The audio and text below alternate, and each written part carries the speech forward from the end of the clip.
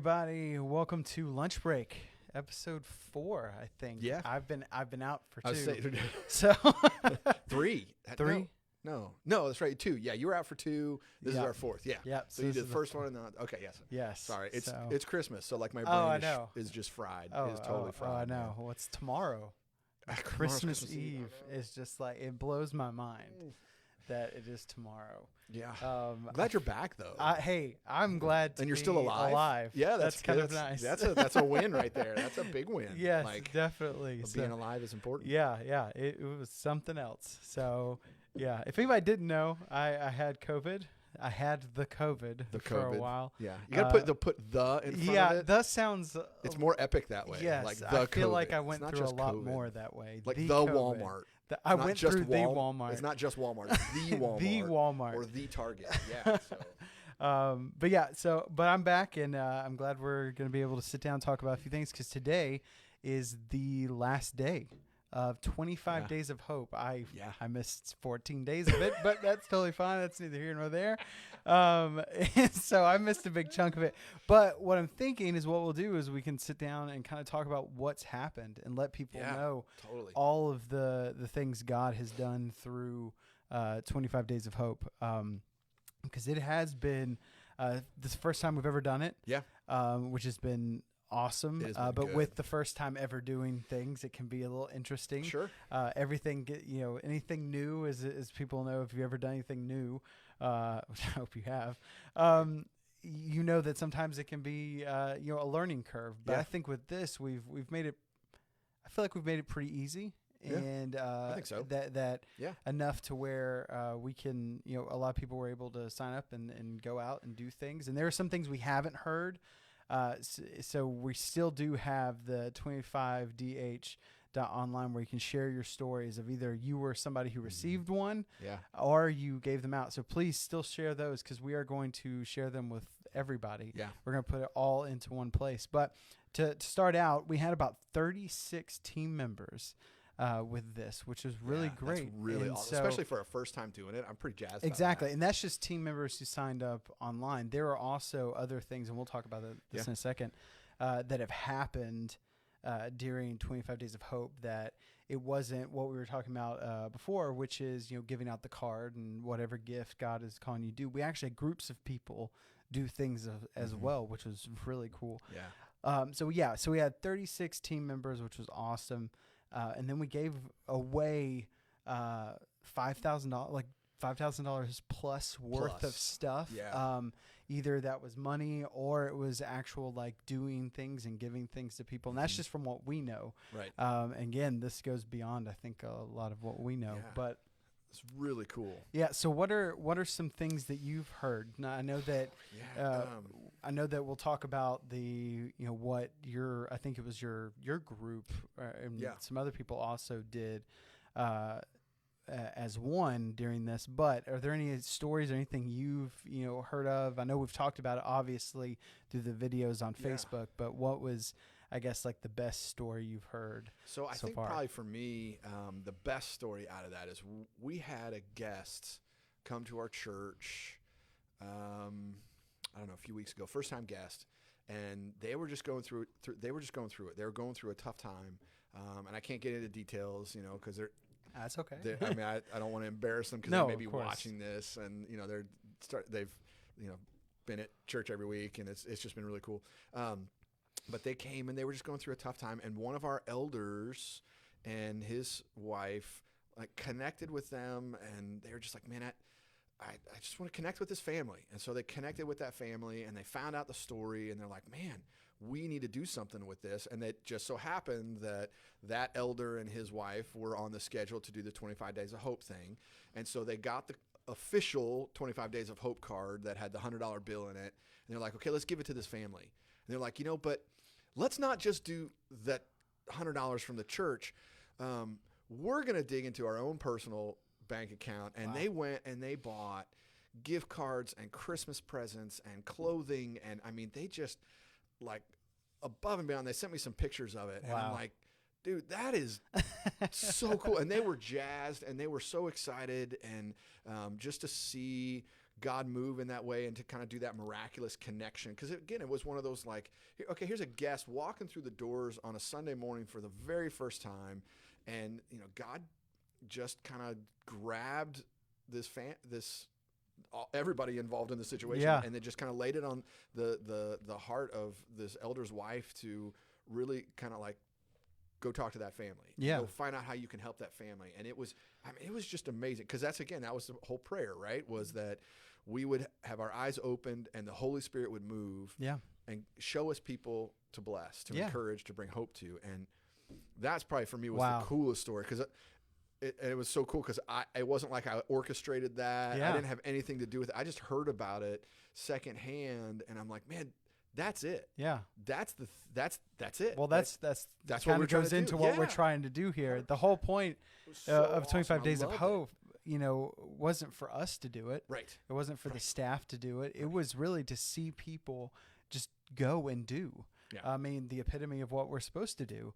And so I think how cool is that? How powerful? Because, we go to church every Sunday and we see people walk in, and, I think sometimes we have this underlying idea that they're probably okay. Everything's probably fine with them. We don't think, but knowing that, there was enough of a connection with these people to then, go down this pathway of, hope and giving and all of these things that occurred. Well, it was on both sides too. So it was the family that received the help that was blessed. They were so blessed. Yeah. And then there was the family that gave that was crazy blessed. And they realistic in talking with them, they were probably more blessed than the family that was. That's what. Well, that's a big point. Which is what Jesus said, right? Acts chapter 20 is better. It is more blessed to give than to receive. Yeah. Right. Well, I think that actually that does bring up a really good point about we've had, I would say, a majority of the stories that have come in have been from the people who gave. Right. We have received some from people who received the cards, which is great. Yep. But a lot of stories from people who gave, which is really cool, because you get to see how God worked through them to in turn bring this gift. Yeah. And you get to kind of see how it was a blessing to them, which is, again, the hope is all around in this. It's not just for the recipient. It is for everybody involved. And it's not just about the money too. No, and that's the thing, is that's like an entry. That's an open door. That's the entry point. But it's so much bigger than that. Yeah. It's so far beyond that. And it's really cool. Yeah. No, I think it's been great. There have been tons of things that have happened. I know, and we'll go into, in a second, we'll go into what you guys did, which is awesome. So cool. But there have also been other groups that have done things as well. Yeah. Can you mind speaking into that? So I know one of our Sunday morning classes, the class that Dave Maness, who's chairman of our elders, his class that he teaches, they got together with some other people, and we kind of gave them some seed money as a church, and they adopted.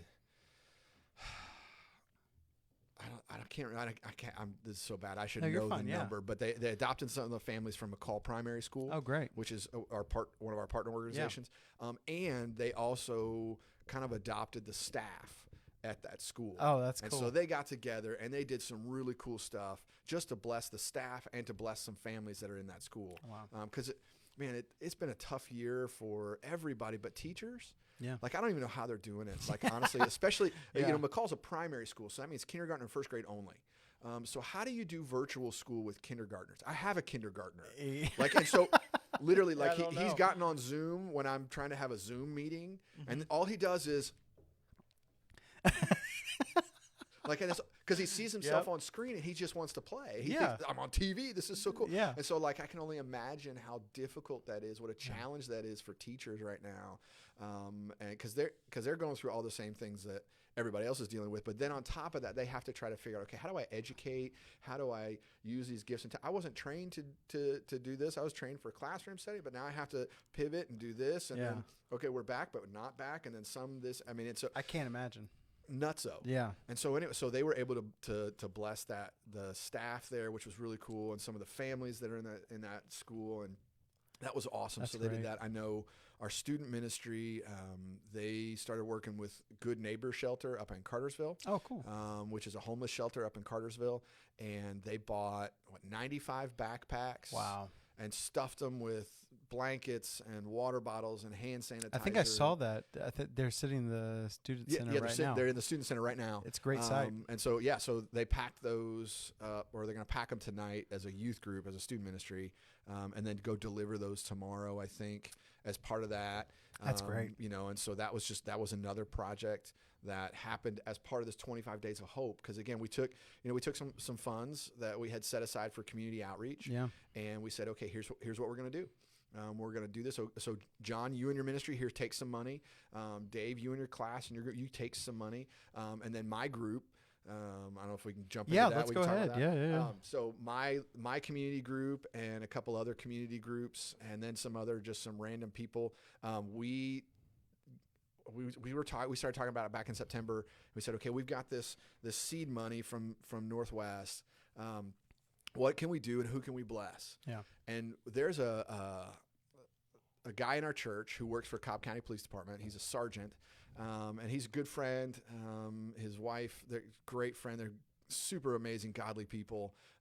They're just so much fun. But anyway, so we had been talking to them just off and on, and I used to be in law enforcement, so he and I talk every once in a while, and I'm like, oh man, yeah, this is neat. I couldn't hack it, I go whatever this and that. You guys are so cool. And we were just talking about it as a group of like, man, it's always tough. Law enforcement's a tough career. It's just it's tough being a cop. It's tough being in law enforcement on any level. That's just hard. But lately it's been even harder, I think. Yeah. For just a thousand different reasons, it's been tough. And we said, you know what? What if we connected with this guy from our church, and our group, and we could do something for him and his team during 25 Days of Hope. And what's so cool, so his team, the team he leads, is the Gang Task Force, Organized Crime Unit, and what they call the Intelligence Unit, which is undercover officers. That sounds really awesome. It is. It is really cool. So it's a smaller team within Cobb County Police Department, and he leads this team, and what's interesting is because they do a lot of undercover work, and they do a lot of stuff. They're out of the limelight by design on purpose. It's supposed to be. But one of the kind of the negative things of that is they never get recognition. They never get thanked. They never get medals because most of what they do is secret. Yeah. They never, the chief never comes and visits them, in part because the upper brass in the department, sometimes they don't even know what these guys are doing because it's secret. Wow. And so they're kind of like just left in the dark and nobody knows, and they never get any kind of accolades or whatever. So anyways, we're like, okay, so we're going to do something for this crew. We're going to do something for these guys. And I think we got some pictures. Yeah. Let's go through pictures. So yesterday, me and my wife and Angel Perkins from our group, we went to their meeting space, and they meet in an undisclosed location. So I can't even tell you where. I could tell you. Can we share this next image? Yeah, we're okay. We're okay sharing that.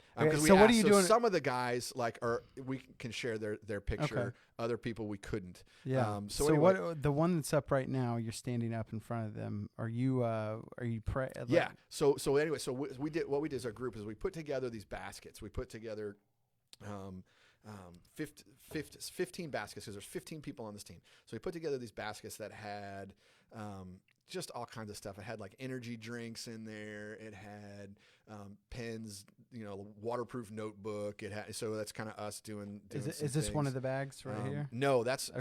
So we did two things. So there's a basket right there. I don't know if you can show that picture. So there's a that's Connor Sobchik putting together a basket. There's some more. Some people packing the baskets. So in these baskets we had just all this little stuff. We had some hand sanitizer, and we had chapstick, and just all this kind of stuff. Little things that you just need when you're on the road. But then we also put in a gift card to Amazon and a gift card to Adventure Outdoors. Oh, cool. And then we put in a gift card to Starbucks. So and these guys they were just blown away. And so we got to take them to their secret meeting space, and we got to deliver the baskets, one to everybody on the team, and then I got to pray over them. And that's what, yeah. And that's that picture right there. That's me praying over the guys. Wow. And some of them weren't there. Some of them, whatever. Well, yeah. And so, but it was a really cool experience. And that's the team right there, are the ones that can be photoed. Can be shown. Yeah. And so that it was just really, really neat. So that was part of what our group did. And then let's put that one up there. Okay, if you can throw that up there. Then we decided, well, children's ministry wanted to help. Yeah. And so we talked to Jaron about that a bit. And then we had a couple of people in our church that are like, hey, I've heard about this through the grapevine. I want to kick in some funds to help too, because I'd love to support police officers. So what we ended up doing is we got in touch with Precinct 1 in Cobb County and Precinct 3 in Cobb County, which we have some personal connections in Precinct 3, and then Precinct 1 is the precinct that police here in our neighborhood. Yeah. So the police officer who directs traffic, he works out of Precinct 1 and that kind of stuff. So anyway, we said, okay, well, let's do something. We can't do it, gift cards and big baskets for all the officers, because it's between those two houses, there's 155 officers. Wow. Between Precinct 1 and Precinct 3. But we could do care packages for every single officer. And that's what's happening. And that's what's in these bags. And so in those bags, we put other things and candy in, like, gum and mints, and here's another one. We were able, because of a generous donor, to put $5 Starbucks cards in every single bag. Wow. All 155 bags. So every single officer got some of the stuff. We put some fresh baked goods. We have a person in our church who owns a bakery. Mm-hmm. And if you've ever had any snacks on Sunday morning from Good Measure I hide some of them sometimes. I know, it's so bad. She'll bring in these baked goods, and I'm like, macaroons. Thank you. That never happened. You never brought these in. These are not the macaroons you're looking for. So it's none of that. So anyway, so we were able to put some of those in some of the baskets, and then we had these big trays of cookies and snickerdoodles and some of the stuff that Anna made, and it was just That's great. It was so much fun. So I got to deliver those yesterday to Precinct 3, and then some of our group delivered to Precinct 1. So that's Precinct 1. So this one right here? Yeah, the Schraders, they were able to drop it off. And our kids ministry made a big poster, a thank you card with their thumbprints and fingerprints all over it, because that's cool. Fingerprints, police officers, makes whatever. Total sense. Total sense. Yeah. And so it was just really, really neat. And these guys, man, we got to go into the squad room and deliver all this stuff, and they were you could tell they were encouraged, kind of blown away, like, wow, we even made the Cobb County Facebook page. Yeah. So we got a shout out from Cobb County Police Department on their Facebook page.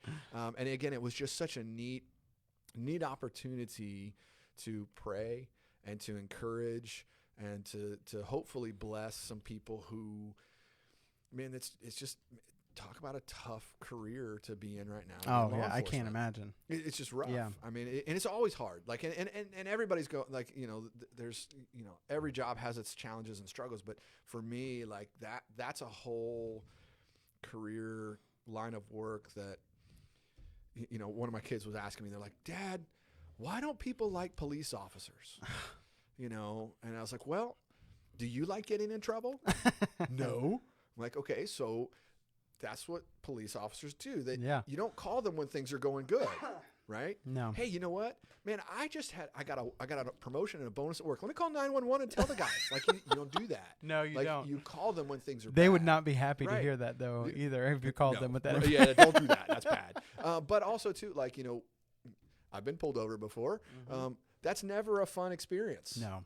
Like, it's one of those, you're like, really? And then they hand you that ticket, and you're like, really? Like, nobody likes getting in trouble. No. Nobody likes being called out. Nobody likes, to have that happen to them. And so it's not a it's just that people struggle. Yeah. And then there's a whole host of other things. And then, and then this year especially, we saw some things that, were just a challenge that made it worse. Yeah.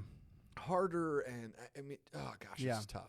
But it was great that the church was able to come together and bless them, and not just bless the precincts, but also again to bless the other I don't know what you got. The team that is undercover. Yeah, the undercover. Pretty much. Yeah. I mean, I've never thought about that. I've never thought about the fact that they don't usually get recognition or anything like that, and to be able to go and bless them in so many ways, man. How cool is that? Yeah. Well, they were talking about, so they were working this huge case, like 3 months long. They were working this case, and then finally broke the case.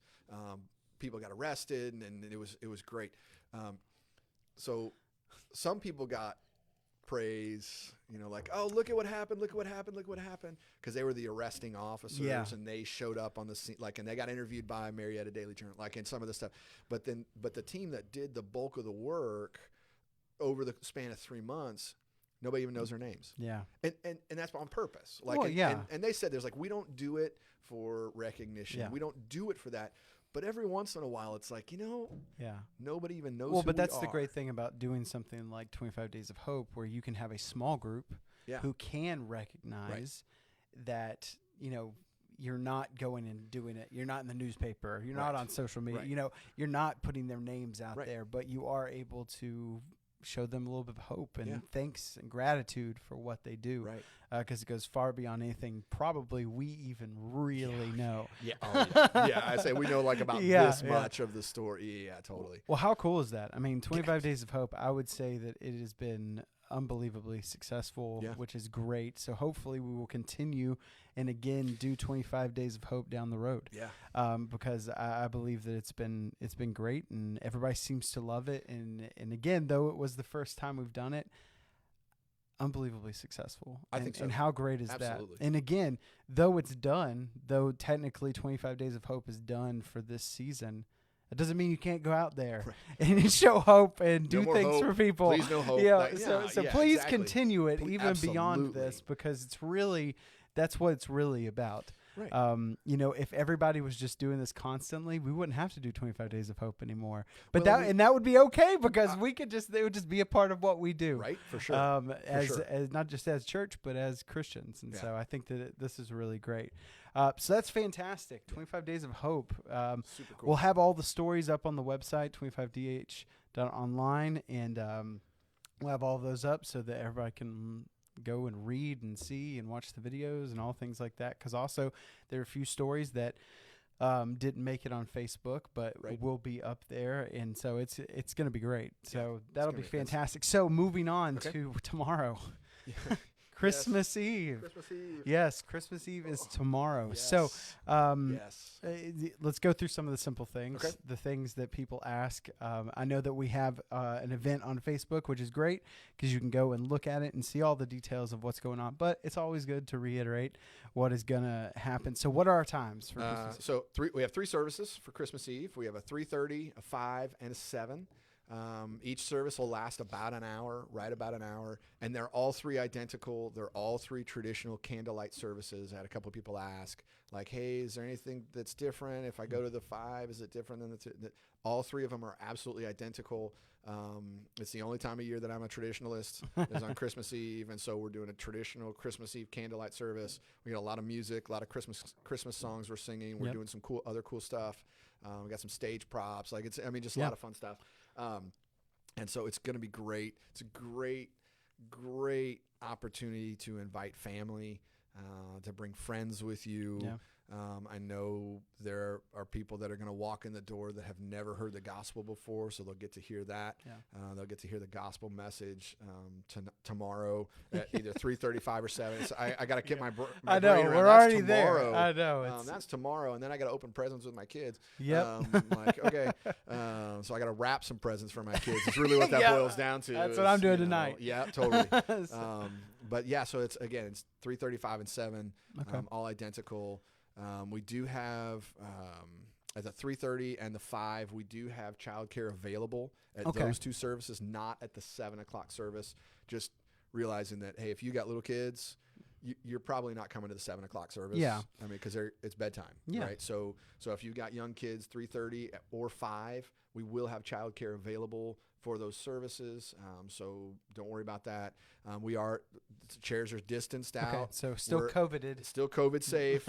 We are asking people to wear masks, don't require it, but we are encouraging it, especially because the numbers are ramping back up. We want to be safe. Yeah. We are going to live stream the 5 o'clock service. I think so. Yeah. So the 5 o'clock service. So if you say, hey, I just can't this year. Totally understand that. We appreciate that. No guilt, no worries about any of that, man. None of that at all. And so you can watch at 5. I would encourage you, if you're going to watch at home, get candles. So participate in that. Like get it to a point where you turn the living room lights off, dim the lights, and light a candle too, because it's going to be this poignant moment as part of the service. Yeah. And so participate in that way too. Yeah. Because I know this year's weird. This year's different. Yeah. And I think weird is an understatement of the century. And so we want to try to have some kind of semblance of normalcy in the midst of the crazy. Yeah. And Christmas Eve can be one of those for all of us. And so I'm excited about that. Yeah. I think it's going to be great. And so Christmas Eve is tomorrow, which is a Thursday. So the natural question is, okay, what happens on the 27th, which is this coming Sunday? What are we doing? Yeah. So we are on the 27th. We will not have services on our property. Yeah. So it is an online only, and it's going to be different. It's going to be slightly different as a service, just the layout and the structure. It's what we call our Vision Sunday. Yeah. Where we'll talk about kind of some of the stuff that happened in 2020, but then really look forward to 2021. It'll be a little more interactive. I got some questions and some prayer times that we're going to intersperse in the midst of all that on the 27th. But if you show up on property on the 27th, the doors will be locked. There won't be anybody here. So don't show up. So don't come. Please don't. Because we'll feel horrible. I mean, we really will. We'll feel bad. You'll be standing there, hello, knocking on the door. We won't be here. Yeah. And so that's on the 27th. And then January 3rd, which is the very first Sunday in January, one service only.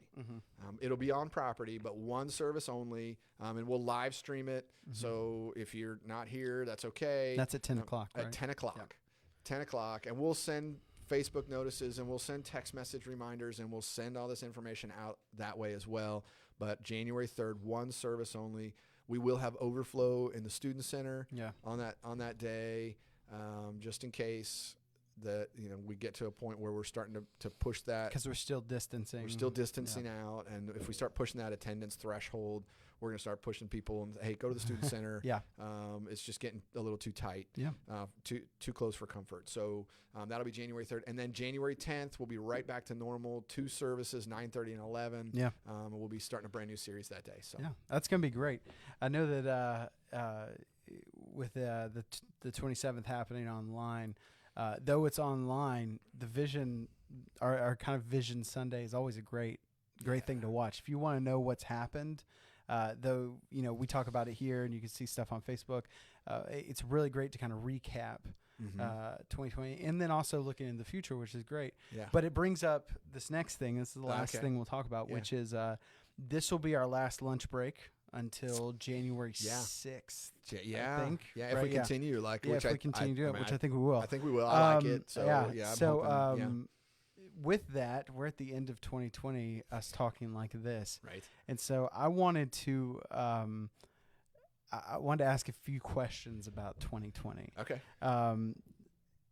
We talk about, we'll talk about the norm, which is, I want to ask, what is to you was the worst part of 2020? I know that's hard. I know. Okay. Personally or professionally? Let's do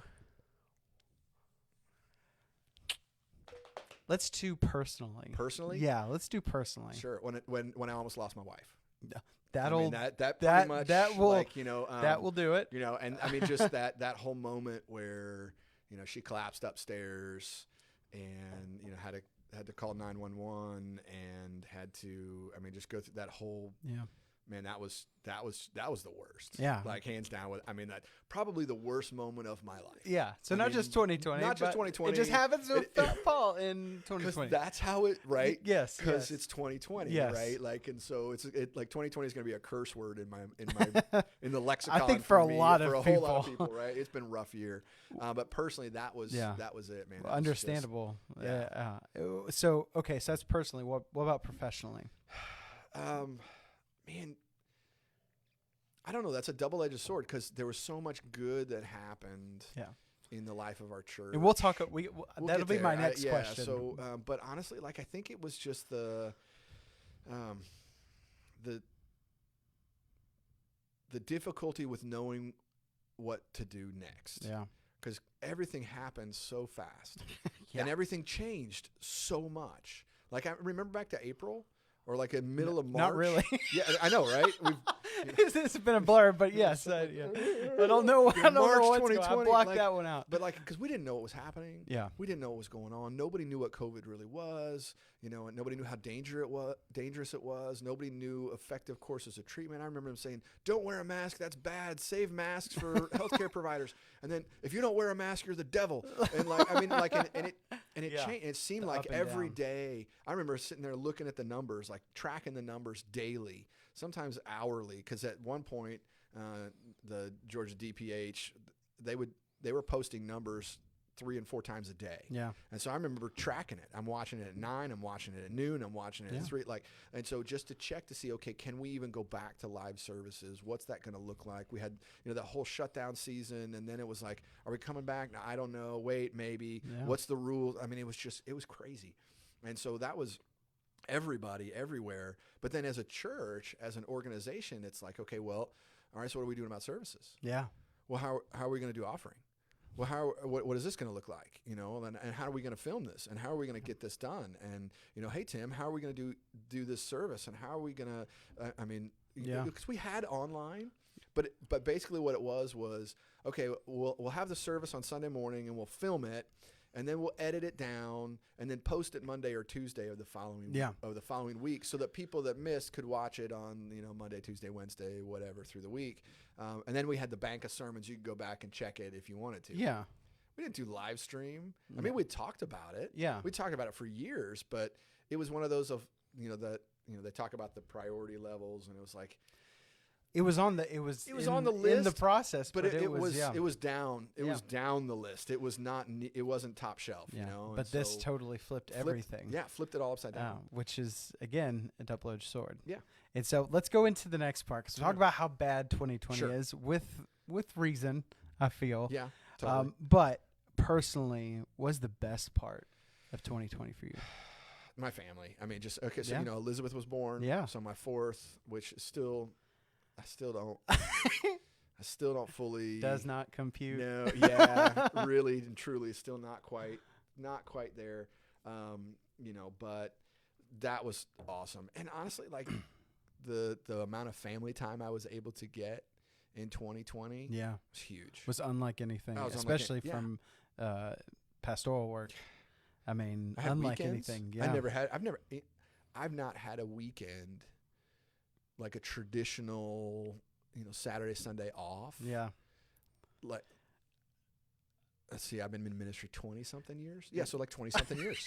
Like I just don't. I mean, and so like we'd because we'd film the sermon in advance. Yep.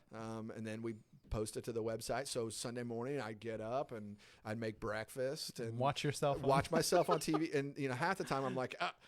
I don't sound like that. That's horrible. Like, I don't know who's that. That guy's lame. Like, so I'm watching myself, which is surreal, but, just kind of going through that. And then, we were done for the day. Yeah. And I didn't have to clean up and turn off lights and, do all this sort of stuff. Like I was like a normal, like it was weird. Yeah. It was cool. And I somewhat respects, I didn't like it. Well, yeah. Because I love church and I love being in the building and I love face-to-face. But in some ways, man, I was like, so this is what normal life is like for people. I kind of dig this. This is kind of cool. So it was good. So that was the connection with my family was just, I wouldn't trade it for the world. Yeah. Yeah. And hopefully, it's going to sound strange. Hopefully we never have that again. I mean, that we don't have to be shut down again and to have all of that. Yeah. But yeah, I do see that benefit it was great for, I think, all of us in that respect. Yeah. So same question as before, but with the best thing, what's the best part professionally? So as the church, as a pastor, what was the best thing about 2020? It forced us to do some things that we had put on the back burner, or maybe it didn't force us, but it enabled us to do some things we had put on the back burner for a while. Yeah. Like online. Yeah. And our online presence. And we're still having those conversations. Okay, how do we do more? How do we provide more resources online? How do we meet people where they're at? Because everybody's online. Yeah. Everything is online. You don't do anything. I don't do anything without going online first. Yeah. Like I don't watch a movie without checking Rotten Tomatoes first. Yep. Most of my Christmas shopping was done online this year. Like, I mean, it's life. Like everybody's there, and so it pushed that threshold, pushed that envelope for us. It forced us. Yeah. But it enabled us as well. Because we didn't have the daily ups and downs of that you normally have going through ministry. And so we were able to focus a little bit there. So that was cool. God provided. Oh yeah. Man, like I remember talking that first week, it was March 13th. We had a worship night. It was the last event we had. Which was awesome. Yeah, it was it was such a great worship night for sure. That was was that a Wednesday, I think? It was a Wednesday night. And we didn't have church that Sunday because COVID blew up. Yeah. And it was crazy. And I remember Friday we were talking as an eldership going, should we do it? I don't know. Maybe, maybe not. Maybe we can try it. I don't know. And then, I pulled the trigger and I said, nope, we're going to shut down. Yeah. And I called a friend of mine up at LifeBridge. I'm like, hey, are you meeting? He's like, yeah, I think we're going to try it. I'm like, hey, what do you think about this? Here's some stuff I know. He's like, oh man, we got to shut down too. So and it was just like dominoes. Yeah. Everybody did. And talking to some of our leaders, they're like, what if nobody gives? Yeah. Like, because we had a couple snow days where we just didn't have service random over my 8 years here. And offering wise, historically speaking, man, it was scary. Yeah.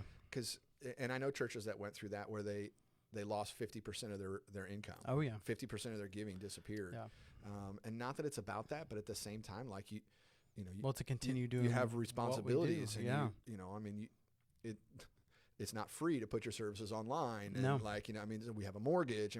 There's all these, we have missionaries that we have committed to long term to fund their ministries overseas. And if 50% dries up, we're hosed, and those, who wants to call that missionary? Hey, I know it's tough in India because you guys have COVID too. By the way, we're going to take our support because we don't have the capacity. Which would be just, I don't have that phone call. So anyway, that was one of our fears is what in the world. And God just showed up as he always does. And we shouldn't be surprised. And it shouldn't be one of those things because he promised he would take care of us. And yet at the same time, there's that fear and trepidation as humans. And it was awesome. But I think it's faith building for everybody, I think. Well, exactly. I think if anything, I think you're correct. I think we knew that. I think though we had our fears, we knew that God was going to take care of us. I don't think I saw it being quite the way that it turned out to be. It was above and beyond anything I could have ever thought of. Oh yeah. And though we had moments, just like every single church, absolutely, it has been. It has been very unbelievable, and it definitely again strengthens your faith. As to that, God is going to continue. And I just remember, so in 2019, we broke ground for a new food bank. Yeah.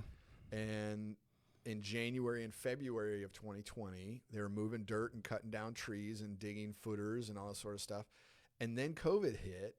And I remember talking to one of our elders, and I'm like, we may have a hole in the ground that we don't have the capacity to fill in, because what if New South can't follow through? Yeah. Because they're facing the same challenges we are in a different environment, different, organization. But what if they don't have the funds? And they want to, but what if? Yeah. And what if they can't get workers? What if everybody's shut down and they can't come and put up walls and put on shingles and do dry? What is this going to look like? And we had our grand opening. I know. How great is that? Still, God showed up and provided in spite of, and I think in part, because of. Oh, yeah. And it was awesome. Yeah. No, it really, 2020 will go down as the craziest year, at least that it's so far, no doubt, that I've ever been a part of. Totally. But one of the hardest.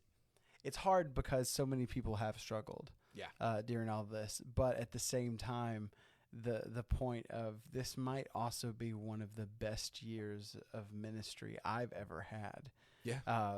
By seeing what God has done and the things we've been enabled to do, and the changes we've been able to make, and what's happened has just been kind of, I don't know, crazy. It's been nuts. But so anyway, so 2020 obviously has been crazy, but there, just like anything, God has shown up above and beyond.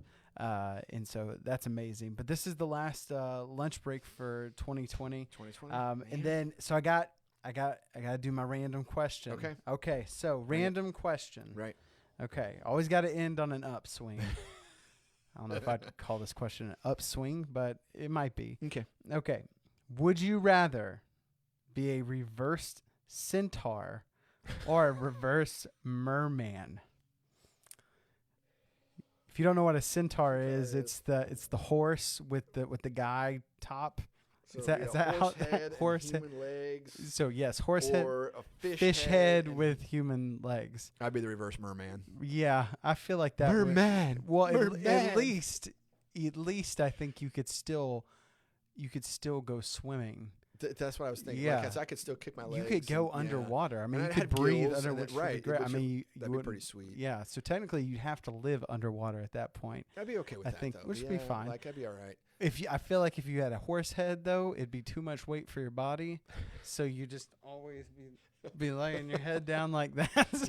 So I don't know. I agree. Well, how would you even do I don't know. That's it. It would be weird. Yeah. But I agree. Anyway. Thank you. I'm not even gonna finish. I know. We gotta wrap up because there are thoughts that are popping into my brain right now. We're gonna go way too deep into this. I can't go down we this don't road need to go down this road. Like, it's just bad. But anyway, well, thank you for being here for lunch break. I hope you guys have enjoyed this. Hopefully we'll be starting it back up January 6th at 12:30. And we'll have probably plenty to talk about after all the craziness of the holiday season, which is going to be awesome again tomorrow at 3:30, 5, and 7. And then online at 5 o'clock. So if you want to watch online, you can watch at 5. And if you want to know more about what's coming in 2021, December 27th, 9:30 and 11, watch online. Yeah. For Vision Sunday. It's going to be awesome. Yeah, it's going to be great. So thank you again, and we will see you tomorrow. Yeah. We will see you tomorrow. Right.